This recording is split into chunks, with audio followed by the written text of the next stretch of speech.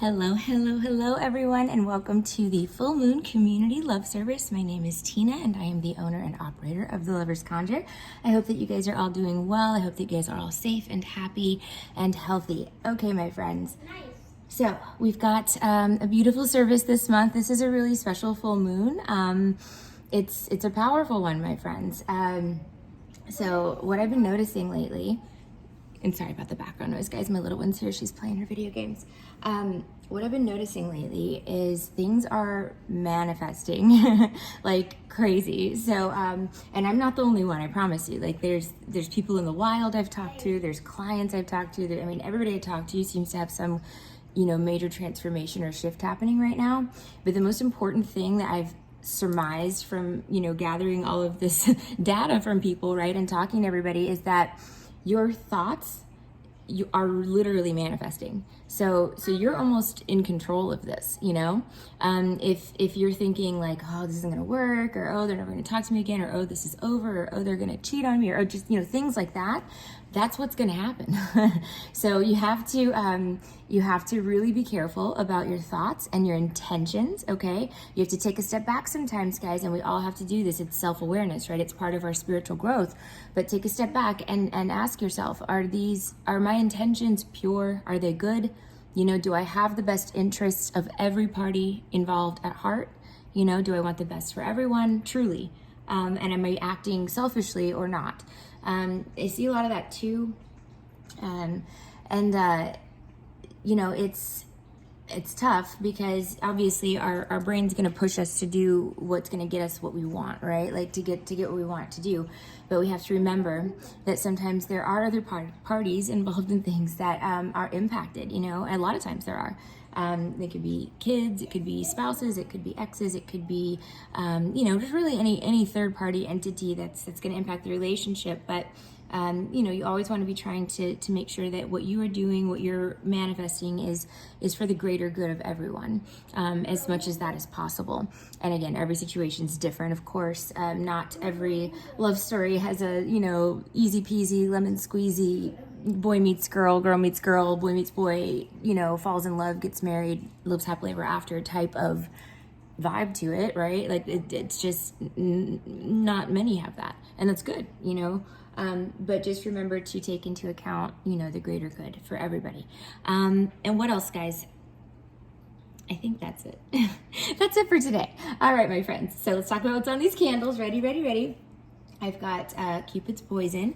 This is an attraction oil. This is more for, so it's a few different things you can use it for. You can use this obviously to attract someone's attention romantically. You can wear this one as like a perfume, actually make it in a roller ball so that it's easy to, carry around and wear. You can use it for one target, like if you've got someone in mind, or you can use it to attract someone new, or just multiple, options for yourself if that's what you want to do.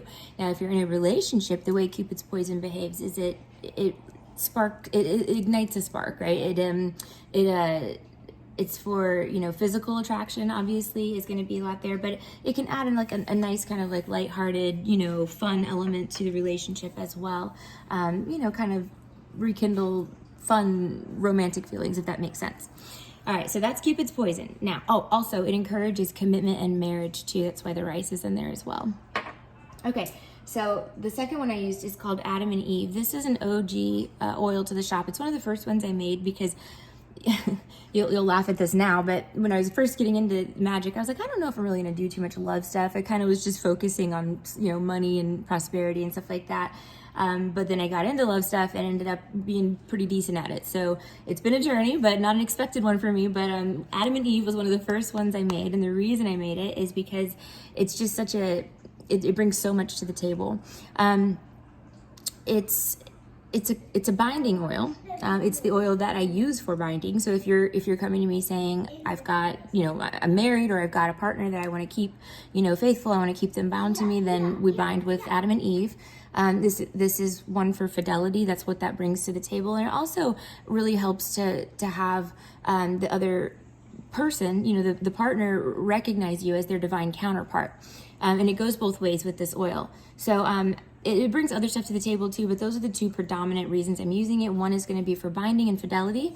And the second one is for those of you that are kind of stuck in limbo where you know, the partner's wishy-washy or indecisive, or maybe just not treating you as you would hope they would treat a divine counterpart. So that's what this one's for. I really like this one. I put actual Adam and Eve root in it. There's the Adam root right there. The Eve root is probably buried down there somewhere, but and it's a good oil. It works really well. The last one that I am using today, which is also an OG oil to the shop, is Love Uncrossing. This was actually my favorite one to make when I first made it, but Love Uncrossing helps to lift any sort of negative or darker, or I like to think of it as like lifting like a gray cloud, parting the clouds, you know, on the relationship, so that, you know, the sun can shine on you, and you know, good things and positive, you know, influences are more highlighted, and hopefully some of the negative stuff starts to, you know, fade away into the distance. Love Uncrossing can help when you are in a relationship where things have been rough and it's been on and off, or hot and cold. It can help to kind of alleviate some of the things that you may be going through. Also, the real reason Love Uncrossing exists is if someone has hexed or cursed your relationship or jinxed it. Now, does that mean they had to whip out the candles and jinx you? No. Evil eye is a thing, you know. People send bad intentions all the time when they see happy couples. So it's really important, especially if you're in a happy relationship, to keep your relationship safe, protected. And also, you know, I like to do cleansing work. I do mine once a week personally, just because I know I attract a lot of evil eye. So just to get that kind of off of me, and, you know, so it doesn't impact relationships as well. Sorry, I kind of went on a little side note there, but Love Uncrossing is going to help lift, you know, the gray cloud over those who need that, right? And then it also has some things in there that are protective elements too. So going forward, those that need that type of energy will have a light layer of protection on them as well. It's not going to be as strong as doing like a intention based protection spell, you know, but it is something, right? It's better than nothing. Okay, so flowers. I've got some rose petals on there, pink and red, of course, and then I found, well, didn't find, these flowers are growing right in my front yard. As soon as I open my front door, there's like a big bush of them right there. So I grabbed those. I grabbed 11 of them. So they're on the plates as well. And then as I was getting these flowers, I looked down and I realized that I had dropped a little key. These are the keys I use for like the road opener floor wash bottles, and one must have fallen off when we were moving, or when I was bringing some, you know, from here to there or something. But anyway, this key was right there on the ground by the bush, and so I picked it up, and I'm going to place it with the candles today. So that key obviously can be symbolic of unlocking doors, opening pathways, the key to someone's heart, you know, stuff like that. So I thought it was a really cool little thing to find. You know, I don't believe in coincidences. You know, by the bush there, obviously somebody needs that energy. Okay, my friends, let's get this party started. All right, I'm so, it just feels good. This is a good full moon for me. I mean, I'm really impacted by them emotionally, and typically it's a bit of a frantic energy, or, you know, it's like that full moon vibe. I don't know how to explain it. It's powerful. But over the last couple of years, I've really kind of learned to embrace it. You know what I mean? And so that's what I'm doing today. I'm embracing it, and I hope that you guys are too. And honestly, for those of you participating today, you couldn't have picked a better time to do this. This is a really good time for this. Just stay positive. Pick your battles wisely.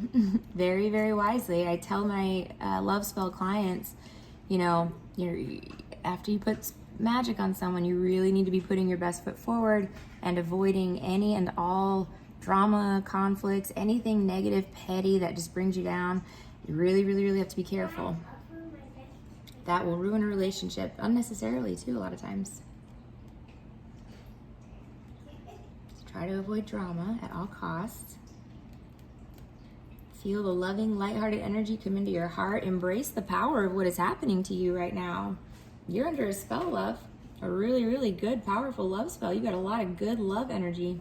Use it to your advantage.